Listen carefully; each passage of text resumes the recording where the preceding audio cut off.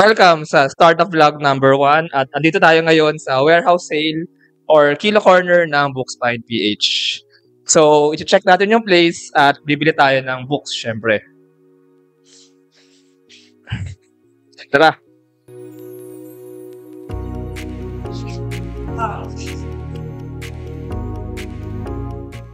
Kasama natin ngayon ang founder ng Bookspine PH, formerly known as Engineer Raquetera, Gia Santos. Hello! Hi, Johnny. Hi, guys. So, welcome to Bookspine Kilo Corner. Tara, pasok tayo. Tara!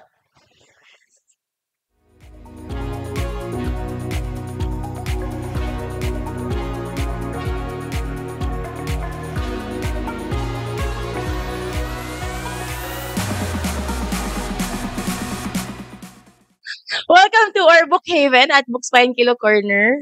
So, ayan. Pasensya na, medyo makalat talaga yung warehouse. Ayos naman. No? Ang daming libro. Kailangan nyo bang patayin yung music? Or okay? Natural, authentic. Okay. So, ayan. Ano bang books ang hinahanap mo, Johnny? Actually, naghahanap ako ng mga books pampatalino. Nako, lahat yata ng libro papatalino, in fairness. Pero we have here, ayan, no, as you can see, meron tayong mga bestsellers, popular special books. Sorry. Ayan. And then, medyo, we're still in the process of sorting kasi may bagong dating kanina na new arrivals. So, ito siya, halo-halo. We have some customers browsing our children's books, graphic novels, comics. And then, we have here a lot of fiction books, pocket books, romance, mystery, sci-fi, thriller. We have Filipino books also in that area, cookbooks, ganyan.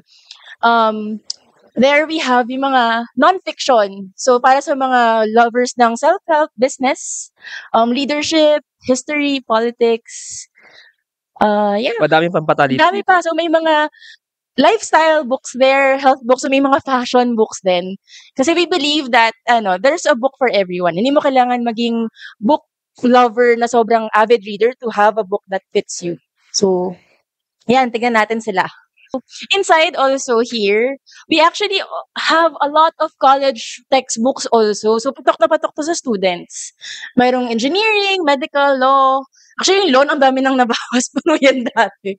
Bilis maubos. And then the business and management books. So, ayan. There's so much to find here at Bookspine Kilo Corner.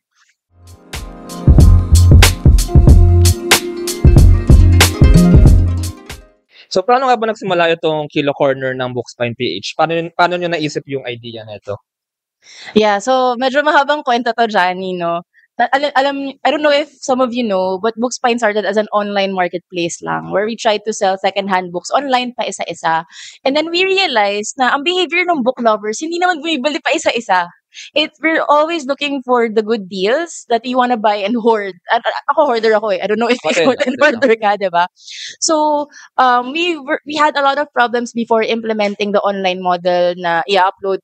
We have 20,000 plus books here. So we thought, what's the best way for us to make books more accessible pa sa iba na on a budget but want to still find quality reads? So sige, tinry namin i-test yung model. So books per kilo kasi that's the fastest way na you can measure books and at the same time sell them on a standardized pricing basis. Kaya Bookspine Kilo Corner Hub was born. And then merong 80 pesos per kilo ng books, no? So, paano ba nag-work itong promo or itong sale na to? So, kinikilo ba yung books? Paano siya nag-work? Paano ba bumibili yung mga tao dito? Yeah, thank you. So, dito sa site, actually, ang range ng prices natin is 80 pesos to 300 pesos per kilo dahil naka-on sale tayo right now. Dito, pag nagpunta ka, you can actually choose the books. So, punta ka lang sa gusto mong section. Meron kami nakakategorize. May section kami for the 80 per kilo. Ito yung mga medyo luma na, pero okay na okay pa rin yung content. And then, yung iba naman is bestsellers, general books. Online naman, may mga bumibili rin online. Now, doon papasok yung random books. We have the 80 per kilo online. They would just tell us their preferred genre. Tapos they can choose anong condition ng books yung gusto nila. And then we send it to them. Actually, we have a lot of customers who bought from Visayas and Mindanao. Kasi they're looking for books kasi walang near bookstore sa kanila eh. And even if the books are old, un-appreciate pa rin nila kasi the content is timeless. Di ba libro yan eh? It's full of wisdom. At 80 pesos, they get 4 pieces of books that they can read. So, ganun nag-work ang Kilo Corner. Online may random. Pero may personal shopper din sa online. They can choose also. Yeah, so I remember nga dun sa podcast interview ko sa'yo, Gia, na you're actually making books accessible. Yes. So, ulitin lang natin, no? Ano nga ba yung mga books na, ano yung range ng books na pwede makita dito? Sobrang, halos lahat meron, to be honest.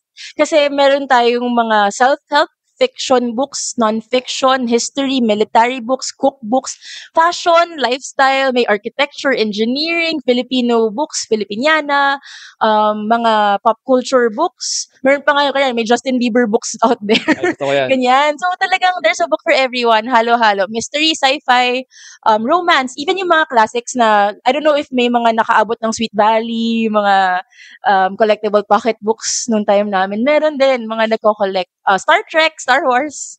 Talagang meron lahat. Textbooks pa. So, you can find it here. So, saan nanggagaling yung mga libro na napupunta dito? I mean, sino yung, parang huli kong alam parang nanggagaling siya sa mga trades or mga donations. So, saan nga ba nanggagaling yung mga books na yan?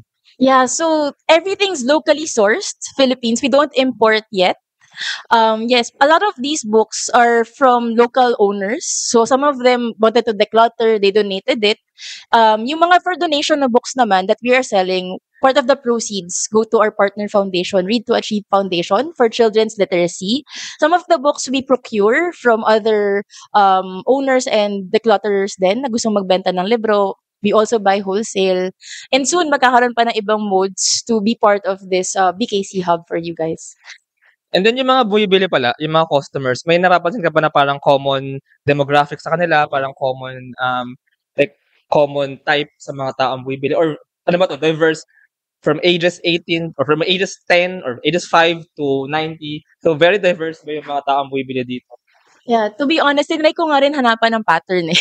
Pero since we're dealing with books, talagang halo-halo yung demographics. Meron kaming mga recurring customers of all ages.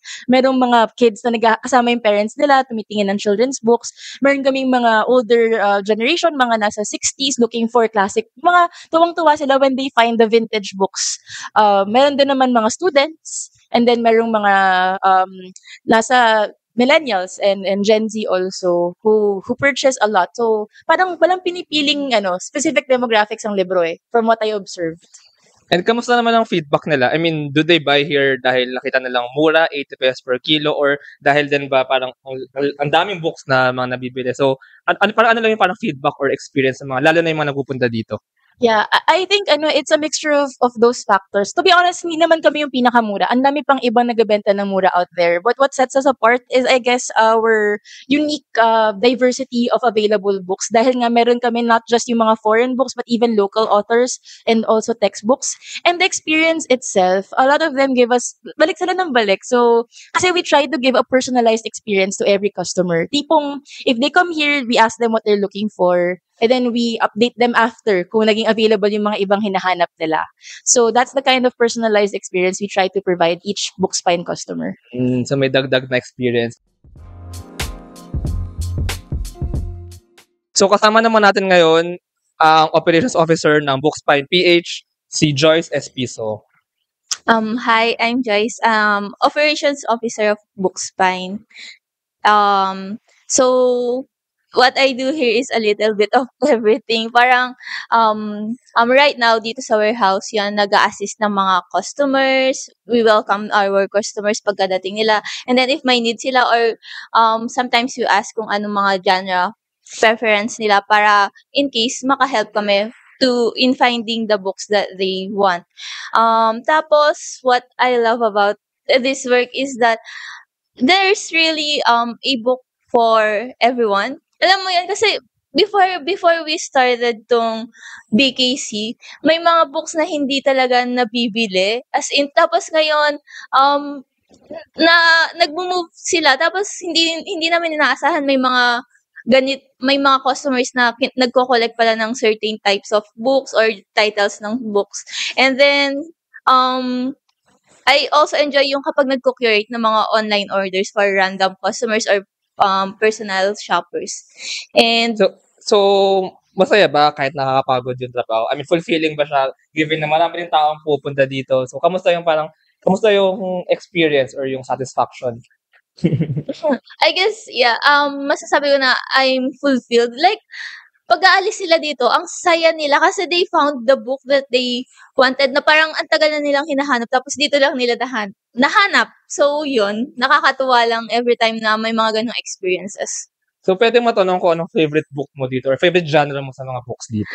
Actually, yung recent read ko lang talaga na natapos is, and currently favorite ko is yung The Alchemist ni Paulo Coelho. Paulo Coelho. Yeah, so balita ko, nag-viral kayo recently. So, kamusta yung experience na yun na dumami yung mga tao dito bigla and nadami mong interview? Kasama na kami. So, kamusta? Yeah, thank you, Johnny. Sobrang overwhelming, but in a good way naman. To be honest, hindi kasi talaga, when you're a startup, diba, you're always finding the best way to serve value to your customers. And sometimes you have to battle your need for perfection. So, launching this was really uncomfortable for me. Kasi, ang nangyari dyan, we actually tried to do this books per kilo thing nung November, just as a closed thing for our regular customers. And then nung January, we decided, sige, i-post na natin publicly and make it available sa kahit mga retail na pa 1 kilogram lang. And then what happened was the next day yun na-feature sa Spot, the 2 days after sa Philippine Star. So, And now sa Startup Pod. yeah, and now sa Startup Podcast PH, grabe, solid talaga. I remember, hindi kami prepared for that virality. Kasi biglang 1,000 plus inquiries on Messenger overnight. And we're a small team as a startup. We're a lean team. So I was working the whole weekend ng birthday ko. Birthday weekend ko yun. I was setting up our systems, the online tech links para ma-optimize. Kasi that's really what our core is, innovation and the best way to serve value to a lot of customers. Yeah. So yeah. And speaking of that pala, so si Bookspine PH ay actually isang tech startup. So gumagamit kayo ng tech component para actually mas scale yung inyong serbisyo, para actually mas magawa pa accessible ang book sa mas maraming Pilipino. So pwede bang pa-explain pa sa ating mga watchers kung paano niya ba talaga ginagamit ang technology or ang tech sa Bookspine? Definitely. So itong Bookspine Kilo Corner, patikim lang siya of what we want to be able to offer. So ngayon, on-site siya, meaning ang nakaka-access lang physically ay yung malalapit or yung mga Luzon-based na makakapunta.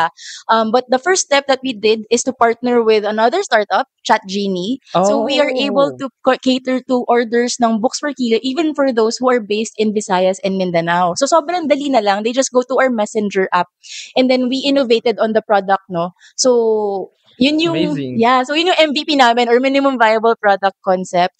But behind the scenes, we are working on a lot of things to continue providing value and serving our mission. So for example, ito physical books, ang dami na sa amin nagtatanong about specific titles.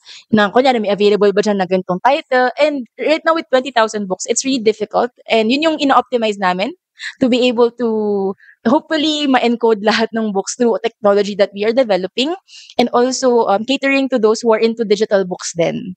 There's a lot in store and we're continuously iterating using AI and data science also for our technology.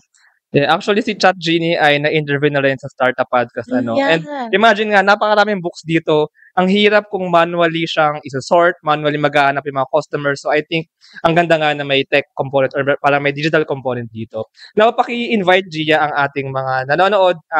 Invite sila yung mga gusto pumunta dito sa sale mismo, sa warehouse sale. And yung mga iba rin na itry yung online na way to shop and buy books. Okay, so hi guys. For those who are near Metro Manila or who can go to our on-site warehouse in Quezon City, so you can book a schedule on our Facebook page. There's a link there on our Calendly. We are operating naman every day, halos, but our updated schedules are on the Calendly link. If you are based in other areas, or kunyari, may mga ibang kaming customers sobrang busy lang, you can also order online. Just send us a message on our Facebook page, and then you can click order online, and then you can choose kung random books ang gusto nyo or personal shopper. If you choose personal shopper, our team can assist you with your preferred genres. It's as if you experience nyo para kayo namimili din dito sa warehouse as in. So, yeah. So magtitingnan namin ng mga libro ng mga kikiluhin at iuuwi namin. Let's go. Dito tayo sa coffee table books, lifestyle. Dito tayo sa self-help books. Long life now. Statistics for business and economics. How to make it big as a consultant. So sabi dito, So, ito pala iba't ibang presyo ng mga books. So, meron yung sorted na 80 per kilo, pero meron din actually mga manga dito na 300 per kilo. And yung mga bestsellers ay 250 per kilo. So, check din natin yung mga iba pa nilang libro.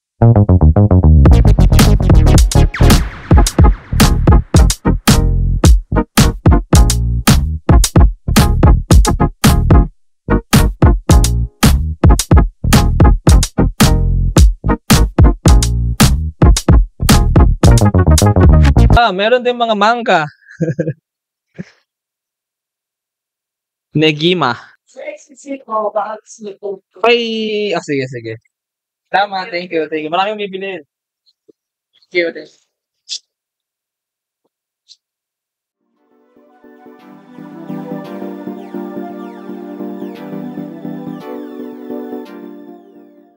So, meron pala bang mga local books dito?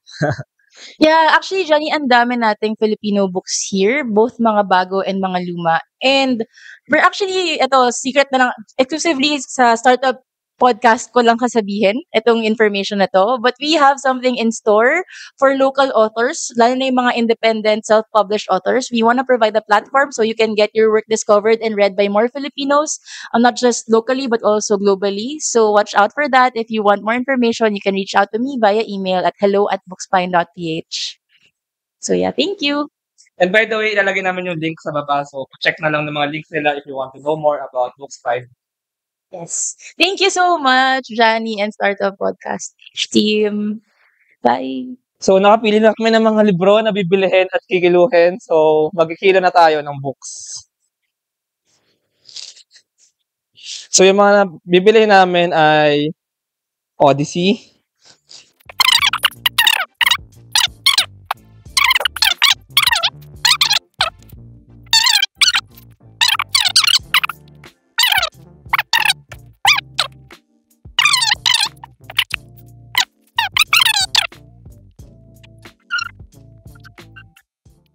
Sir Johnny, total po is 1,425. And for, brief ko lang po for bestsellers, 2.5 kilogram, then yung general 1.5 kilogram. So magbabayad kami through GCash. Pwede po kayo, sir, mag-scan ng QR code.